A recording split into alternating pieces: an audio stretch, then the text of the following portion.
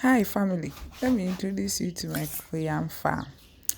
I rent, but I decided to make a garden in front of the house. Me buy na if you run the air full, but me cost na omuja air full ni afi no grass and spray if one no ma spray so I decided to ask her and use it for cocoyam farm.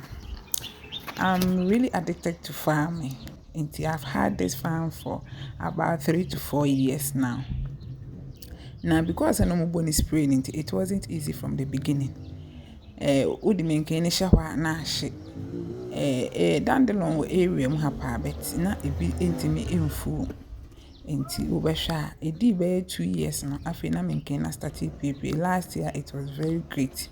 But this year no, because of the rain and to me and say last year. I will make a follow-up video and show you how it was last year.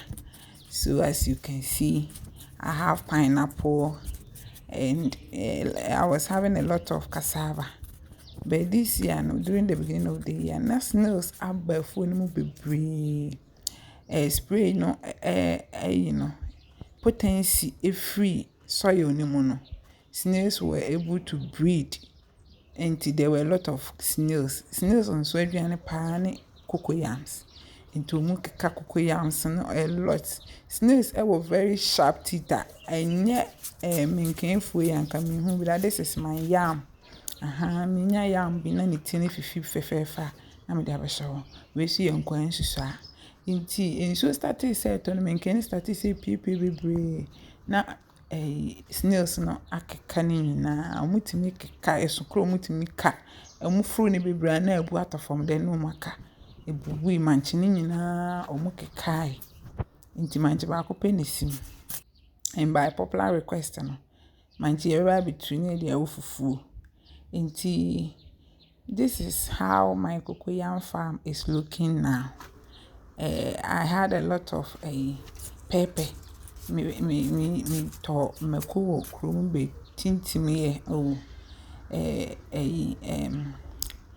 snails na keka ni nyina nti pepper no so anye nti through home garden no bi catch me say Mrs. Snails ni nkwatu mu in fact na enyemre but omutimi fro no ba fie nyina nti Mrs. Omu nyina ekogu nearby bush we so nkruma udie nkruma na say nsuo to dey na nkruma ntimi mfifi because very fragile nti enya rough soil be penetrate in easily na nsuo to na store soil na packed ntimi mpipi nti dua bia na nsuo atosa nti ba ko mienu bi na epie ya esim we nti wo hwa saa mre no yanka wose guntumre na papa hwe afi na yanka nti this year I say we are almost entering dry season one here nti mi peja bebre na nsuo ne atwa kra na dry season na saa beka ne so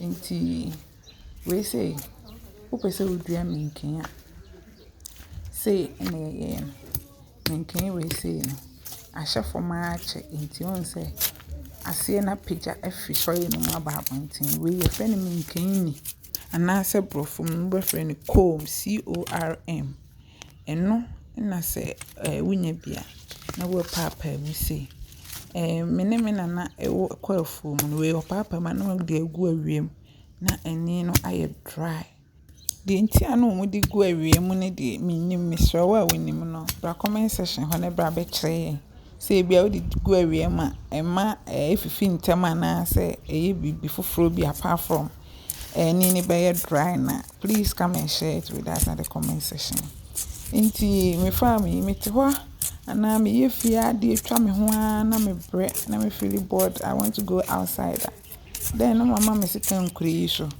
na maba abene na mu kakra 30 minutes bia na say 20 minutes na masa for soro na makoto ade me yeso me fe say my fu na obi twam osi menken ayefu na mani achinti wo baby kakra bi wo fia especially wa watimi asiu di abomoden na fa bibi kakra bi hye ho makokura na you get it fresh na ayefe den so enika se wa wadua de na wudi nti sei na yedi menken ehye ho wapapa mu awie na wo de akire no ato ho na baby na watwa na ye fresh no wadane no abasoro na de nti a akuyefo a ye wo krom ha ye kasa afi ye kombeba no me de eno so bebro me da asesa wo share me keep supporting see you in our next video bye.